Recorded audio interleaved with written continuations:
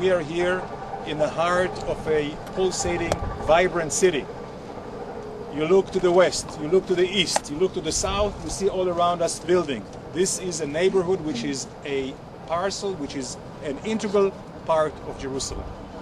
Now, Jerusalem is the heart of the Jewish people. Jerusalem is the consensus of the Jewish people, of Israel, I would say, of the Judeo-Christian world. And the fact that we are now standing here in front of all of you, we would like to explain once and for all the difference between building here and building anywhere else without prejudging the settlements. Without any prejudgment of the settlement, this is Jerusalem. Jerusalem is the capital of Israel. It cannot be divided, and it will not be divided. And it's very unfortunate that from faraway places, people are trying to judge and depict a picture which is completely unrealistic. And it's unrealistic on two bases. One is a political historic basis. As I mentioned, this is the consensus by which all Israelis from left and right, most Jews from left and right, most Christians from Jews and right, recognize this as an integral part of the Jewish state, as the capital of the Jewish state, has always been the capital of the Jewish state. There wasn't any sovereign over this land that was not a foreigner since King David and the other Jewish sovereigns here. We had here occupiers, whether they were the Ottoman Empire or the Roman Empire or the British Mandate or anywhere else. But the lawful owners of this land are back, and this is the Jewish people. So this is one issue that we wanted to project. Secondly, which is not less important, is the fact that you are here witnessing the reality on the ground. If you remember President Bush's letter to Prime Minister Sharon in April 2004 talked about realities on the ground. Realities on the ground are also being built here for the last 40 years and on. This is not easily understood by us why every little building or every little neighborhood extension which is within the natural growth of a vibrant city has to become an international issue and has to be raised by the Palestinians as a contention issue. In everybody's mind, and I didn't hear anything to the contrary even from Palestinians, this part will always be, in any future agreement, will be part of the sovereign land of the Jewish state of Israel.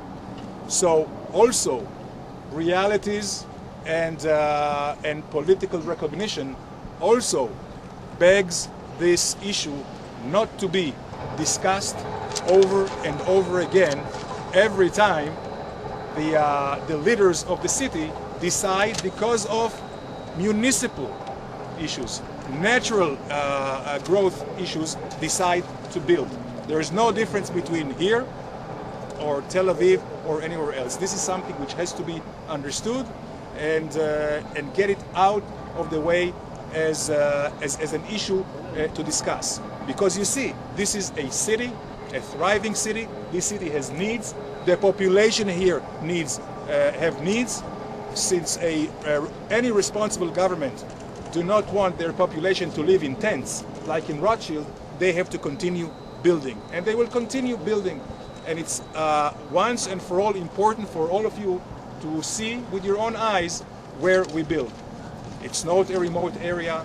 It's not that we jump like doing frog leaps and try to annex and sprawl. It's a contiguous, very natural within the needs, the urban needs, the ecological needs of the city. Now, I would ask the Palestinians today, as the Israeli government accepted the quartet terms and the quartet declaration from last week, although we have some concerns, we decided to say yes to the quartet call and meet with the Palestinians anytime, anywhere, without any preconditions. And it is time for the Palestinians to stop making excuses, not about Jerusalem, not about any other settlements anywhere else. The issue between us and the Palestinians is not a territorial issue. Had it been a territorial issue, they would have accepted the far-reaching offers from former Prime Ministers Barak and Olmert. It is not a territorial issue, it's much deeper than that.